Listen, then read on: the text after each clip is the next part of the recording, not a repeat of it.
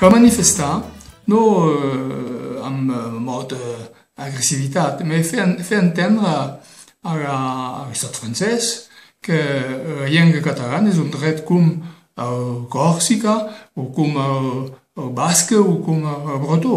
Qui vulgui el parla. I això és un enriquiment, penso que és ben dit, de la cultura i de la seva també curiositat de les coses. Donc, sembla que de dir quatre mots per la defensa d'aquesta llengua em sembla molt important. Voilà, hi ha joves que tenen feina a Barcelona, que és molt a prop, i això és molt important. Si no parles català, no mai treballaràs allà.